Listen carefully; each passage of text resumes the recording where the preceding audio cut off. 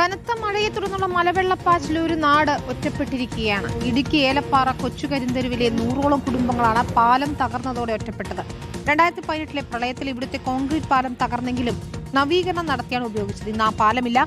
പകരം ആശ്രയം മരത്തടി നിർമ്മിച്ച താൽക്കാലിക പാലമാണ്. 100ഓളം വിദ്യാർത്ഥികൾക്കും 10ഓളം വയോധികർക്കും പരസഹായമില്ലാതെ മറുകര എത്താൻ കഴിയാത്ത അവസ്ഥയിലാണ്. രാഹുൽ സുരേഷ് തയ്യാറാക്കിയ റിപ്പോർട്ട്.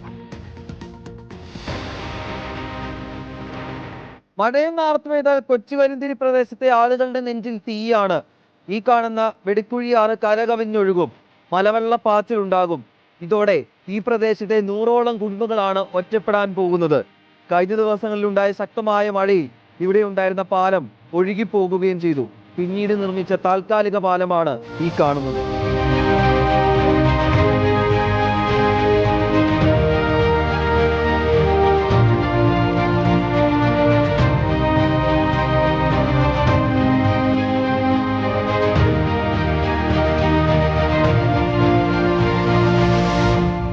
ഞാൻ ഈ നിൽക്കുന്ന ഭാഗത്ത് വാഹനങ്ങൾ കടന്നു പോകുന്ന ഒരു പാലം ഉണ്ടായിരുന്നു.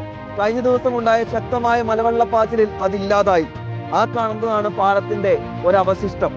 ഇതോടുകൂടി ഓരോ മഴയത്തും ഓരോ പാലങ്ങൾ ഉണ്ടാക്കേണ്ട ദുരവസ്ഥയിലാണ് ഈ നാട്ടുകാർ. 60ഓളം വരുന്ന കുട്ടികളെയും 10ഓളം വരുന്ന വൃദ്ധജനങ്ങളെയും എടുത്തുകൊണ്ട് മറുകര കടക്കേണ്ട ദുരവസ്ഥ. അക്കരെ ഭയങ്കര ബുദ്ധിമുട്ടാണ്. ഒത്തിരി പ്രായമുള്ളവരുണ്ട്, പഠിക്കുന്ന കുഞ്ഞുങ്ങളുണ്ട്. ഞങ്ങളിതിപ്പോൾ ആ തടി കൊണ്ട് ഇട്ടേക്കുന്നത് ഇപ്പം 6ാമത്തെ പ്രാവശ്യം.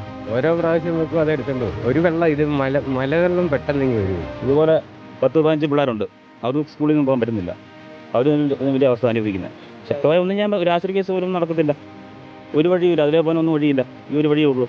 മഴക്കാലമല്ലേ, പിള്ളേർക്ക് എന്തെങ്കിലും വൈദ്യുതി വന്നു കഴിഞ്ഞാൽ ഹോസ്പിറ്റലിൽ പോലും പോകാൻ പറ്റുന്നില്ല. അതാ ഏറ്റവും വലിയ പാട്.